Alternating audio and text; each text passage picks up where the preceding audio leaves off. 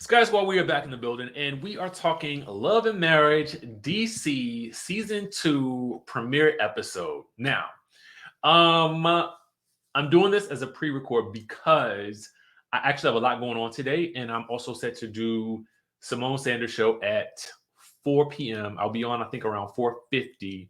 And we'll be doing some hot topics. So tune in to MSNBC today. Unless something changes last minute, then we will be doing that. Last time I was supposed to do it, I think they had some news that popped up like at the last minute, so they had to cover that instead of doing the regular show. So if something changes, I will let you guys know. But otherwise, tap in, tune in, get turned on. Okay. With that being said, let's discuss this episode, right? So we got to talk about the obvious, Captain Obvious. There is no Monique Samuels in this episode in terms of her being on the show. Now, there is some discussion about Monique. We got to get into that because I don't know. I feel from the standpoint of an objective storyteller, okay, let me take myself and put myself in a producer's shoes, right? If I'm producing this series, there's really no way that I would not include the headlines surrounding Monique at the time that they were filming, because I just kind of feel like in order to really understand why she is not with the group as they're hanging out on the show, I think that it sort of lends itself to obviously telling the narrative of that timeline when we saw the news about Monique and tying it into what was maybe happening around the same time of filming.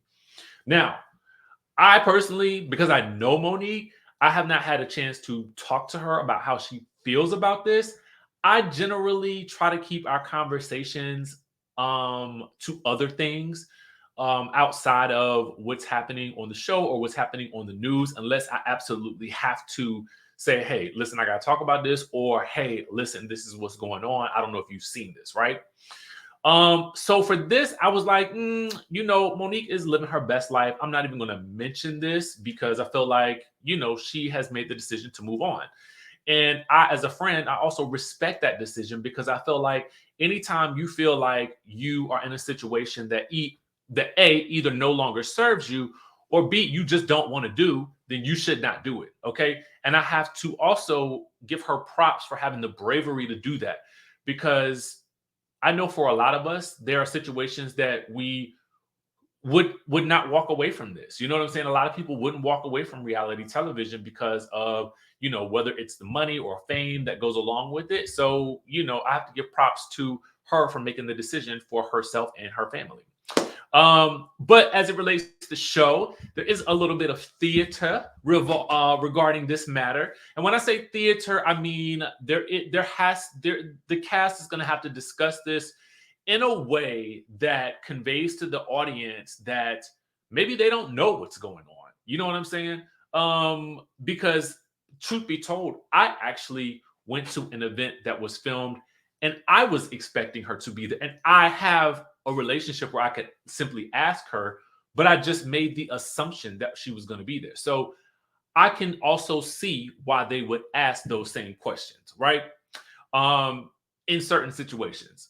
So let me just state that right off the bat. I think it's important because obviously she was literally the face of the show in terms of how it was promoted when it was first announced, right? But through the show, we were able to also get to know several other couples and Winter as well. So I felt like, to be honest with you, I did wonder how the show would fare as it moved forward.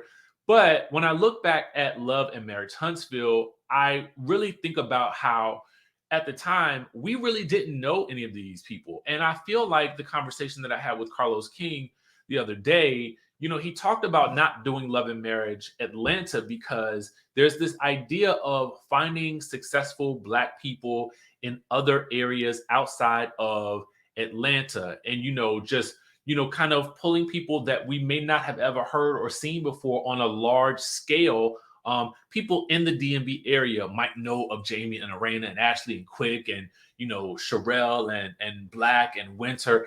But we, as a general public at large, the nationwide audience may not have known of them. So I do feel like there is some magic in the discovery of new faces, new places, as we talked about in our interview with Carlos King. And so I feel like that's what we get here is I feel like Monique opened the door for us to also discover new faces, new places. And so because I know where Monique is in her life personally, I think this is all very serendipitous because the space that I know that she's in is a beautiful space. And now we also get to meet some additional new characters that hopefully you guys will fall in love with as well. Okay. And make DC as successful as Huntsville. So I needed to get that out of the way right off the jump because you can't have a discussion about this show unless you have a real honest discussion about what the beginning of this season. So we start things off with Irena, and she's visiting Ashley at Ashley's home. They do discuss, the headlines surrounding Monique and, what's true and what may not be true. And, Ashley talks about, them potentially, being in two separate places. And I cannot remember if Monique confirmed that in her YouTube video. That I don't remember. I do remember watching it along with the rest of the world, but I don't remember if she said that or not. So they address that, and then they kind of move on to, Jason's going away party, and Irena is hopeful that Monique can attend. I gotta go back to the timeline of events in my mind. Anyway, Jamie goes to visit Quick, and his co-host asks Quick about the news with Monique. And this is kind of where I feel like there's some theater involved here. And by theater, I mean adding a little bit of extra oomph to it. Because Quick is like, oh, he hadn't heard this, but in my mind, unless you was under a rock or unless they filmed this on that Sunday when that news broke, because I remember because it was the same weekend of BravoCon, then I'm like, wouldn't you have heard this already? But I don't know his work schedule like that. And I know the man be busy. Okay, that I can't say. One look at his Instagram. So there's a chance that because of the way he works, he may not have even known any of this was going on. You know what I'm saying? And the feeling of that I do get from Quick is that he's a bit too busy to kind of be in the know about different little things that may be happening in the news space like we might be. Okay. I can for certain say that. And it's very interesting talking about people that you actually come into contact with, because I can only give you the truth that I know. And I can give you also what I see. So I can give you what I see on the show, but then I can also give you what I see, in person. Okay. Or the general feel in person. Right. And I will do my best to be honest. But that can be a double-edged sword. Okay. Anyway, Quick says he's surprised by this.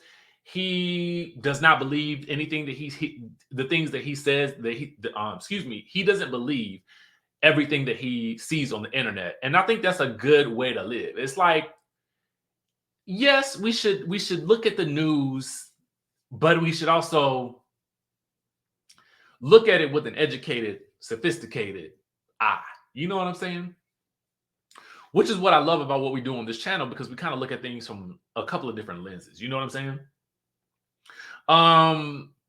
Jamie also goes on to reveal that he's a retired cop. Quick says he did not know that Jamie was a cop.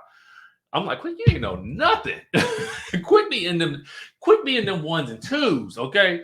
But I knew that about Jamie's occupation. I also knew that for some reason that was something that he did not want to share. I thought it would have added a dynamic element to the story, But I also knew that, for me, that is not my thing. That is not my story to share. He did talk about it on our YouTube page. We had a very, very good discussion about, his thoughts on it. And, ultimately, now I think being at a point where he can feel free to just kind of be, and I think have a bit more fun with the show and be more of himself on the show, which I think actually made for a very good and intriguing episode, particularly the end. Okay. We learned that Lil Jamie, who is on probation, actually, we were supposed to interview Lil Jamie around the time that he was about to either go for his court case or whatnot. But you know what I think is very interesting, and I think what I like about the Love and Marriage franchise in general is that we get really real and raw. Arena and Jamie have been really real and raw about Lil Jamie's situation. Arena and Jamie have let us in on seeing Jason's growth and development in terms of someone who, for all intents and purposes, is living with a handicap, but living well. Okay. So the issue with Lil Jamie, though, is that he's 26, no job.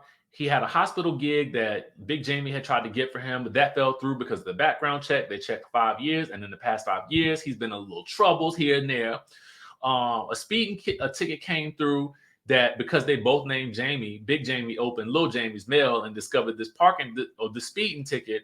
And Lil Jamie was like, well, can you pay for it? And Big Jamie was like, yeah, well, I didn't get it, so I ain't gonna pay for it. Now I'm gonna go ahead and tell you, like, for me, my mom and dad at 26, like, all through undergrad and grad school, I'm not gonna lie to y'all, I did get an allowance, right? But my parents told me that for me, okay, I'm just saying for me, if I were to stay in school, then they would continue to support me financially. Now, I am going to readily admit that I was blessed in that regard. And I know people who had to do their own due diligence and work as they were in college. And for that, I honestly respect them. And I can admit to being a bit spoiled in that regard. However, by the time I got out of grad school, no. I had like literally one good summer of fun, and they was like, you're on your own. You're off of our insurance for the car insurance, and now you have got to start paying these bills on your own because we're not going to be supplying you with no coin. Okay. So I do think that it is probably time that they cut the cord. Okay. And I say that for Lil Jamie's own benefit because I get it. It's a thing. You know what I'm saying? You get used to it. You start to feel like, well, why would you change my lifestyle like that by all of a sudden cutting me off? But if they never really cut you off, you don't really get the opportunity to grow in the way that, you have to as an adult. Because listen, life is gonna life. Okay. And you got to be ready. And the best way to get ready sometimes is to go through and through and through and through and through. Okay. And that's just the way it is. Meanwhile, somebody's car alarm going off, interrupting my jam. Okay, anyway, we meet Joy and Clifton, and they off the bat tell us they are from Ready to Love. And with the thing that I can appreciate about this show is they they do not care about breaking this fourth wall at all in this episode. Okay, and I am all the way here for it. Give it to me. Give me fourth wall breaking. I want it all. Because I feel like it is not so much of a break in the storytelling as much as it is a peek behind the curtain of the story, if that makes any sense. And we'll get into a little bit more of that a little bit later. But here's what I'll say about my experience watching Joy and Clifton. I did not watch Ready to Love. I did watch a little bit of that season of Ready to Love, I think, but I didn't follow through with it. It was one of those seasons. I can't remember if it was theirs or not. But what I will say is I don't know much about what they were like on that show. So I am kind of glad I don't have that experience, because from what I've read online, some of you really liked them and some of you really did not for whatever reason. And there was something that you guys were saying about maybe they were mean to somebody or you felt like they were mean to somebody. I don't know. So I come into this situation as more of an objective observer, okay? And objectively observing them, I feel like I enjoy their on-screen chemistry. I definitely feel like they are newly in love, and maybe not yesterday newly in love, but I'm just saying, like, they haven't been through the struggles of marriage at this point. So they do come into the show kind of with a fresh type of love perspective. And I do enjoy that as we are getting into this thing of new faces and new spaces. So far, I feel like they are an interesting addition. And I feel like there are some things that are about to come up that are going to be interesting for them as well. Um, Quick and Ashley, the essential thing that's going on in this next scene is, you know, Ashley has a friend named Angela who used to be her live-in nanny.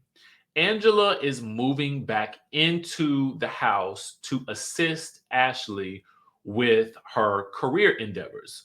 She's got the book out, she needs help with social media, and I'm assuming just juggling. Honestly, they don't say it, but I would assume to also help manage the day to day aspects and the struggles of filming. Because I can tell you from my own personal experience that filming a show is a difficult thing. It's not easy. So when we talk about these people, we talk about them in the sense of what we see on the show, but there's a lot that goes into the background of filming a show. There is, wardrobe, hair, makeup, finding locations, securing locations, planning events, scheduling times, and this, that, and the third. And it's just a lot. It is a lot. Okay. So production does produce, but you as a cast member still have to do your part and be engaged in the production process in order for the show to run well. Okay. And from what I can tell you on a personal level, Ashley, I do think at this point, probably had to step up a bit. And I don't know what she was doing before, but step up a bit in terms of maybe being sort of a driver for the cast as filming commenced without Monique. Because I also know that Monique is a driver when it comes to production, not in the sense that she is the producer, but in the sense of organizing, getting things straight behind the scenes, planning events, making sure things are happening on schedule and those sorts of things. So my assumption is that may be what Ashley needs help with.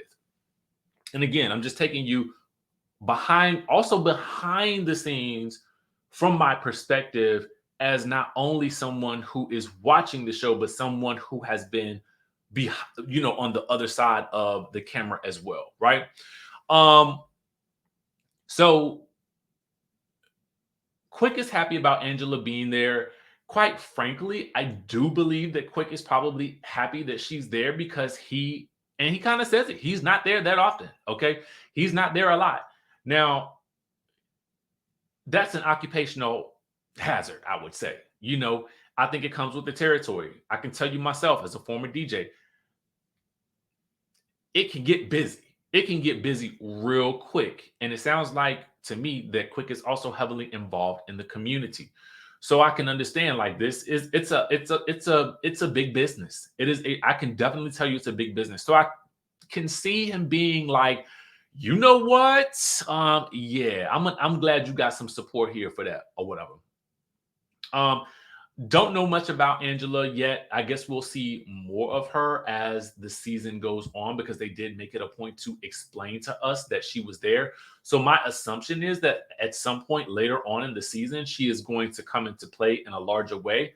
But that's just my assumption. All right.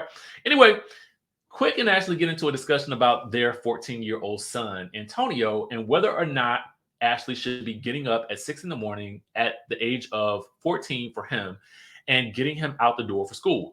Now, as spoiled as I was, I can also definitely tell you that I had been getting myself up to go to school and out the door and on time for a very, very long time by the age of 14. Like I was a pro at that point because At this point, you're what, at the beginning of high school? No, I'm on my own at that point. Well, not on my own in the sense of like, living on my own, but I was pretty much managing my schedule. You know what I'm saying? I'm getting up early. I'm in band. I'm staying after school late for practice and stuff like that. So life was popping. Okay, I ain't gonna even lie. I was loving high school. I did, and so I was each morning. I was up, and it was 6 o'clock, and I'm up, and I'm ready, and I'm about to start my day. Okay, so for me, it is a little hard for me to understand that. But I do think that there is something to be said for something that Ashley said about how she grew up. And I kind of wonder now if that makes her extra sensitive, and she kind of alludes to this as well about being like, not, I guess, not having that experience when she was younger, and her desire to give her kids something that she did not have. But I also have to agree with Quick in that, it does feel a bit like coddling, because I think at that point in time, I felt, just because that was my experience. I was up, I was ready, I was doing my thing at that point. But I can't tell somebody else how to parent, right? So I don't know what the best response is. Although I can say from my objective perspective, hopefully I'm trying to be objective, is that you got to get up on your own, okay? You got to get up on your own. You're going to have to set that alarm clock. You miss school, you got to start understanding what these consequences and these penalties are. You understand them now so that at 26, you're not trying to learn them, okay? Meanwhile, they kind of get into this thing about whether or not Quick is responding to Antonio in this way, because he's been hearing so much about Jamie and Lil Jamie. And I can see what she's saying there. And I can also see where he can say, well, at this age, I was already doing that too, because that's my understanding of what it was as well. So anyway, it's the night of the party for Jason. Arena and Jamie wonder where Lil Jamie is. He ain't got there yet. Brittany, their daughter, feels like they too have coddled Lil Jamie. And that's one of the reasons why he is the way that he is at this point. But she also feels like Big Jamie has a delivery problem as well. Everybody starts to arrive. There's some discussion about whether, I'm going to call it theater again, about whether or not Monique is coming or not. Ashley's friend Alicia mentioned something about a babysitter, and the way the camera framed everyone in that moment, I could not tell if that was supposed to be like some shade or just a joke, or if production interpreted it as shade. I couldn't really tell what was going on there. We learn next that Joy and Clifton got engaged on national television. Congratulations to you. Joy announces that she's going to be speaking at a Steve Harvey and Marjorie Harvey event for Ready to Love. And it is actually for single moms about being ready to love. But the problem is Joy is not a single mom. Okay. And so Ashley and Alicia are like, but girl, you're not a single mom. What are you doing? What can you contribute to this conversation that can be worthwhile? Okay. And it's a valid question. Okay. And I think somebody who is a mom would probably recognize that before somebody who is maybe not a mom. So I do think that they had the space to ask, that doesn't make any sense. Would I have done it in front of the group? Maybe not. But if I wanted to make some good TV, I would. So they ask the questions. And Alicia does a very good job of describing to Joy, like, there's a difference between being a single person and being a single mom and dating, okay? Because there are other considerations that you have to make, I'm assuming, as a single mom, not only just a mom, you know what I'm saying, but a single mom at that. So it's kind of like, Joy, if you've never had a kid, how would you know how to speak to these women? And I guess the only thing that Joy can do is speak from her own experience as a woman, okay, and dating. But I do think that there is an element missing. But I also think that there's something to be said for just being polite and just saying, listen, congratulations, girl, okay? Even Arena is like, this is uncomfortable, and Clifton looks uncomfortable. And he ultimately shuts it down by just congratulating her on getting the speaking gig or whatever. And so I guess at the end of the day, I congratulations are in order for her, okay? but she kind of feels like there was some hateration going on. And I feel like this is the beginning of some tensions that we may see permeate throughout the rest of the season. It'll be interesting to see how that goes. I will say this, and I might not should say it, but I'm going to say it. I know that the season I have heard, let me say this. I have heard, and I think maybe Carlos might have said it, that the season is, if the season is broken up similar to how the season was for Love and Marriage Huntsville, my preference is that you shoot a reunion at the end of this first part of the season and then give us like 4 months off and then play the rest of the season and then give us another reunion. The reason I say that is because when you don't give us a reunion at the end of a half of a season, even though it's really half of a season, but you're going to give us a 7 months break. I mean, we need a reunion to clear up the issues that have occurred in the first part of the reunion. Maybe or no. Maybe, but maybe not. I don't know. It just feels a little odd. I was just thinking about it just all of a sudden. I was like, what would y'all prefer? Because then I'm thinking to myself, if y'all just continuing to film, I guess maybe a reunion at that point doesn't make any sense unless you film the reunion like right after you finish filming. And then, you know what I'm saying? Because time will have passed. I don't know. Y'all help me out. Anyway, Lil Jamie arrives in time for Jason to, feel the painting, because there was an artist that made a painting that was raised so that Jason, because he couldn't see it, could feel the painting, which I thought was dope. Lil Jamie gives his little brother a speech, as well as Arena and Big Jamie. Lil Jamie and Big Jamie get into a argumentation, outside, because of a text exchange with, Lil Jamie. Their bottom line issues are this, and I'm gonna go ahead and just give it to you straight. Lil Jamie didn't get the job at the hospital because of the background check. So he feels like, it was kind of a setup because they should have known that the background check was gonna come back the way it came. He's a little annoyed because they didn't give him no money for that for that speeding ticket. And his girl is taking good care of him in a way that he would expect for his parents to take care of him because they are family. I would have to say that I felt like Lil Jamie was being a little bit disrespectful of his father. Okay. Because I just think about how I could speak to my father. Now, I can be very direct with my father. I can tell him how I feel, but there's a way you got to do that with your dad. You know what I'm saying? Because you start popping off and talking to your daddy like that. I mean, honestly, I don't know. I wouldn't even chance it at, even where I'm at right now. Right. You know what I'm saying? Because I just felt like my dad will break out some nunchucks or something like that and pop me upside the head with it. Even at the grown age that I'm at right now. You know what I mean? Because he bought that life. Okay.